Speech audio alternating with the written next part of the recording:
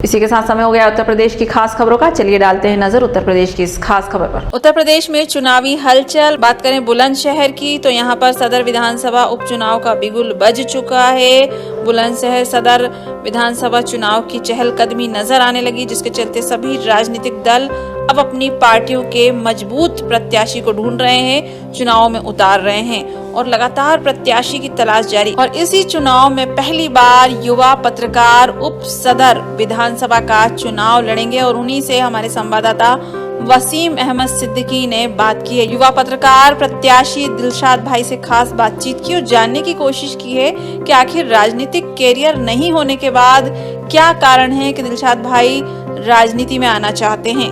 उपचुनाव विधानसभा का यहाँ पर बिगुल बज चुका है और सभी राजनीतिक पार्टियां अपने अपने प्रत्याशियों का जोर आजमाने में लगी पड़ी हैं और एक मजबूत प्रत्याशी की तलाश में जुट गई है। इसी के सामने बुलंदशहर में पहली बार एक युवा चेहरा नजर आएगा और हम आपको रूबरू कराएंगे उस युवा चेहरे से, दिलशाद भाई से। हम जानना चाहेंगे दिलशाद भाई अब से पहले कोई राजनीतिक कैरियर नहीं था, बल्कि इस चुनाव लड़ने के बाद में अपने राजनीतिक कैरियर संवारेंगे। किस तरह से वो राजनीति करना चाहते हैं, क्या लक्ष्य है, क्या आम जनता की तरह, आम नेताओं की तरह उनका भी वही फोकस होगा या उनका कुछ अलग हटके होगा, ये हम सभी लोगों को रूबरू कराएंगे। चलिए हम चलते हैं भाई दिलशाद भाई के साथ। स्वागत है। सबसे पहले मैं ये जानना चाहूँगा कि आप जो राजनीति जो विधानसभा चुनाव है बुलंदशहर के अंदर, उसमें सूत्रों से जानकारी के सबसे हमें पता चला है कि आप भी एक प्रत्याशी के रूप में जो है यहाँ पर चुनाव लड़ना चाहते हैं। जी, आपने सही सुना है और जिन लोगों ने ये बात आप तक पहुँचाई है उनका शुक्रिया अदा करता हूँ कि मैं चुनावी मैदान में उतर चुका हूँ। अल्लाह का शुक्र है आप सभी की दुआओं से और मैं चुनाव लड़ूंगा इंशाअल्लाह। क्या फोकस होगा, क्या मकसद होगा आपका चुनाव लड़ने का? कोई मकसद नहीं, लेकिन मेरा सिर्फ एक ही मकसद है, लोगों को फैस पहुँचाना और जो भी मैं कर सकता हूँ जनता के लिए वो करना।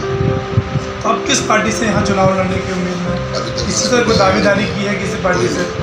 दरअसल मेरे अपने कुछ लोगों से रिश्ते हैं जो जमीनी स्तर पर मैंने 15 साल से मेहनत की है कि मेरी जन्मभूमि होती है खुर्द जिला बुलंदशहर।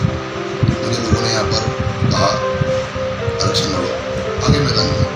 अब इसके रिजल्ट क्या आएंगे, क्या होने वाला है, क्या कर सकते हैं, कैसे करेंगे, कब करेंगे, ये तो लोग मैदान के अंदर सभी देख लेंगे। माशाल्लाह बहुत सारे लोग हैं, सभी भाई अपनी कोशिश कर रहे हैं, सभी का दावेदारी हो रही है। लेकिन देखना यह है कि इसको अभी इस बार ये 15 महीने 12 महीने की विधानसभा को कौन संभाल के किस पर क्या अपना असली रूप दिखाते हैं। चुनाव से पहले हर नेता बड़े बड़े वादे करते हैं जनता को रिझाने के लिए, तो आपके क्या वादे होंगे? हमारा कोई वादा नहीं होगा, सबसे बड़ा वादा हमारा ये होगा कि इस बार हमसे आप वादा करें कि हमारे साथ खड़े रहेंगे। अगर जैसे कि जनता हर बार एक विश्वास करती है नेता पर और उम्मीदों के साथ में जो है चुनाव लड़ाती है, उसको वोट देती है, अपना कीमती टाइम भी खराब करती है, लेकिन अक्सर लोग जो है बाद में उस नेता को पहुँचते हैं, वो नेता जनता के बीच नहीं पहुँचता। अगर बाई दफ़े अगर आप जीतते हैं, बहुत खुशनसीबी होगी, तो आप जीतने के बाद जनता के लिए क्या करना चाहेंगे यहाँ बुलंदशहर विधानसभा के लोग? पहली बात तो मैं आपको बता दूँ तो मैं नेता नहीं, मैंने लोगों के बीच में रहकर लोगों के साथ में काम किया है, अपनी ज़रूरतें पूरी करी हैं और भी करी हैं। 2 काम ज़िंदगी के अंदर किए हैं और मैं वादे नहीं कर सकता क्योंकि मैं वादे में नेता नहीं हूँ। मैं आप लोगों के बीच का एक बच्चा हूँ, आपका बेटा हूँ, आपका साथी हूँ। मैं आपको क्या दे पाऊँगा ये मैं वादा तो नहीं करता हूँ, लेकिन मैं आपके साथ खड़ा रहूँगा इंशाल्लाह जब तक सर्वे नहीं करूँ। जब से पैदा हूँ आप लोगों के बीच में हूँ, जितने लोग मुझे जानते हैं पहचानते हैं मेरे साथ में, अल्लाह का शुक्र है और आगे भी चलते रहेंगे। लोगों से मुझे उम्मीद है। मेरा वादा इसलिए अच्छा नहीं होगा क्योंकि मैं नेता नहीं हूँ। किसी राजनीति से बिलोंग करते हैं? नहीं, मैं किसी राजनीति से बिलोंग नहीं करता, लेकिन राजनीति में पूरी नज़र रखता हूँ अपनी। राजनेता और राजनीति जो देश की इस टाइम चल रही है वो सभी लोगों के सामने है, देश के हालात सामने है। फिर बदलाव आएगा जल्दी इंशाल्लाह, क्योंकि हमारा जल्दी युवा जितना मार्केट में आ चुका है या उतर रहा है, जो सोच बदली है हम लोगों की, इंशाल्लाह हमें उम्मीद है कि जल्द बहुत बदलाव आएगा देश के अंदर। तो अब तक आप एक व्यापारी थे, लेकिन ऐसी क्या वजह रही जो आप राजनीति में घुसना चाहते? अब तक नहीं, हम बचपन से व्यापारी हैं, अल्लाह का शुक्र है, अल्लाह का एहसान है।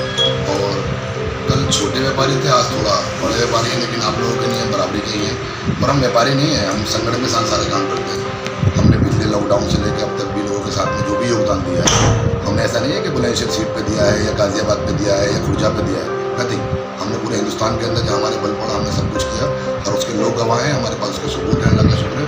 हमने राजनीति का हमारा कोई प्लान नहीं है, आज भी हमारा ये प्लान है कि हम ना राजनेताओं को देखें आखिर वो करते क्या मार्केट में आके ये क्या करना चाहते हैं, क्यों लोगों को शोषण कर रहे हैं, वादे करते हैं गायब हो जाते हैं। क्या साइकिल पे थे, आज फॉर्चूनर में है, फिर मर्सिडीज़ में है, फिर 4 गाड़ियाँ हैं, फिर फैक्ट्रियाँ हैं। लेकिन गरीब तो वही है ना, युवा तो नहीं मिल रहा उनको, हमारा हक नहीं मिल पा रहा हम लोगों को, हमारी मजबूरी बन गई कि हम साथ में खड़े हों लोगों को लेकर, अपने युवा के साथ खड़े हों। किस तरह इशारा जा रहा है आपका किसी पार्टी को लेकर? नहीं, मेरा किसी पार्टी को लेकर इशारा नहीं है। मेरा इशारा ये है कि मेरे पास में सारी पार्टियों का खैर मकदम है। मुझे जिसके बयान, जिसके वादे, जिसकी चीज़ें अच्छी लगेंगी, मेरा दिल मुतमईन होगा, मेरे संगठन का दिल मुतमईन होगा, मैं उस पार्टी से रक्षा करूँगा। फिर भी किसी पार्टी में कोई इंटरेस्ट हो? नहीं, मैं किसी पार्टी आपको लगती है देश में जितनी सारी पार्टी चल रही हैं, किसी पार्टी का बैलेंस अच्छा किसी पार्टी के? 3 पार्टी है नेशनल मेरी निगाह में, बाकी तो पार्टी नहीं मानता मैं। माननीय कांग्रेस पार्टी है, एक बीजेपी है और एक नेशनलिस्ट कांग्रेस पार्टी है जो यहाँ पे लोग विचार नहीं जानते हैं। उसके बाद तो जितनी पार्टी है ना वो सब कुछ जो भी कुछ कर रही है बाकी नहीं पता है, और ये लोग हमें समझ नहीं पाने, क्योंकि अभी ना हम आपके लोग नहीं, नेता नहीं है, और यहाँ पे कदर होती है नेताओं की। और अगर कुछ बदलाव लाना है तो कहीं ना कहीं तो समर्थन देना ही होगा किसी को भी। आपको जो लगता है, जैसा लगता है, बहुत सारी रैलियाँ निकल रही हैं, बहुत सारे लोग आपके बीच में आ रहे हैं, तो वो डिसाइड करो। अल्लाह ताला ने अक्ल सलीम दी है, कहाँ में क्या करना चाहिए, क्यों करना चाहिए, अल्लाह ने अक्ल दी है ना। कोई भी आता है, भाषण देता है, 4 बातें करता है, हमसे कुछ भी लेके चले जाता है। सबसे इम्पोर्टेंट चीज़ हमारा अधिकार हमसे हमारा बेवकूफ़ बना कर ले जा रहा है। इसको देखो ना, आप सेल्फ सर्विस बनाओ इसको अपनी, क्यों नहीं करते हैं आगे क्या रणनीति होगी आपकी चुनाव में? एक ही रणनीति होगी, सिर्फ युवाओं को जोड़ना, मजदूरों को जोड़ना, जिन लोगों के पास रोजगार नहीं है उनको अपने आप से जोड़ना। हमारे पास लाख के रोजगार भी है, हम कुछ मजदूर हैं, मजदूरों के साथ चलते हैं। हमारा मतलब नहीं उद्योगपतियों से, जो कर रहे करते रहो, हमें तो काम से मतलब है, धंधे से मतलब है, मजदूरी से मतलब है। हम सब मिलकर हम इसके में बदलाव लेंगे इंशाल्लाह। ये थे हमारे साथ बुलंदशहर के विधानसभा पर युवा प्रत्याशी। हालांकि अभी इन्होंने बताया कि यहाँ मैं चुनाव लड़ना चाहता हूँ, लेकिन इनका जो मानना है वो सभी नेताओं से अलग होगा। यहाँ का इनका जो फोकस होगा, ये सिर्फ एक समाज सेवी के रूप में यहाँ जनता की सेवा करने के मूड में आए हैं, इसीलिए सिर्फ चुनाव मैदान में उतरना चाह रहे हैं। इनका मकसद सिर्फ ये होगा कि युवाओं को रोजगार, जो सरकार झूठे वादे करती है, इस तरह इन्होंने कोई वादा नहीं किया, बल्कि कहना चाहेंगे कि जो भी आज के दिन में जो सरकारी सब जो सामाजिक समस्या है, मैं सिर्फ उन पर काम करूँगा, युवाओं को साथ लेकर चलूँगा। तो बुलंदशहर में पहली बार ऐसा होगा कि कोई युवा नेता मैदान में उतरेगा, उसका कोई राजनीति इतिहास नहीं, बल्कि वो सिर्फ समाज के हक के लिए लड़ाई लड़ेगा। बुलंदशहर से कैमरामैन वसीम खान के साथ bureau report Wasim Siddiqui, the news India.